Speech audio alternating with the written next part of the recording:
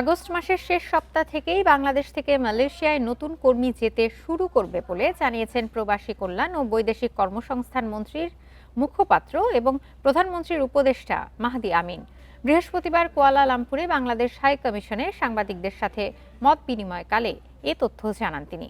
Malaysia সফররত প্রবাসী কল্যাণ ও বৈদেশিক কর্মসংস্থান মন্ত্রী আরিফুল হক চৌধুরীর উপস্থিতিতে তিনি আরও বলেন, কর্মী প্রেরণের ক্ষেত্রে সরকারি প্রতিষ্ঠান বোয়েসেলকে অগ্রাধিকার দেওয়ার চিন্তা করছে সরকার। এর মাধ্যমেই আগস্টের শেষ সপ্তাহ থেকেই নতুন কর্মী যাওয়া শুরু করবে।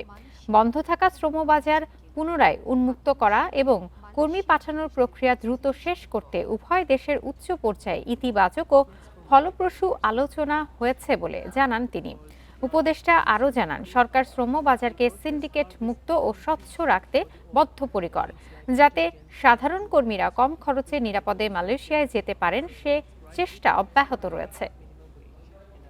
আমরা বাস্তবিকভাবে একটা লক্ষ্যমাত্রা স্থির করেছি যে অগস্ট মাসের শেষ সপ্তাহ নাগাদ ইনশাল্লাহ মালয়েশিয়া বাংলাদেশের শ্রমিকরা আসা শুরু করবে। এই ফার্স্ট ব্যাচটা অর্থাৎ ফার্স্ট যারা আসবেন সেখানে আমরা স্বাভাবিকভাবে রাষ্ট্রায়ত্ত প্রতিষ্ঠান হিসেবে বোয়েসেলকে প্রাধান্য দিচ্ছি। আমরা অনুরোধ করেছি মালয়েশিয়াকে যে বোয়েসেলের মাধ্যমে যেন প্রথমে বাংলাদেশে আসেন।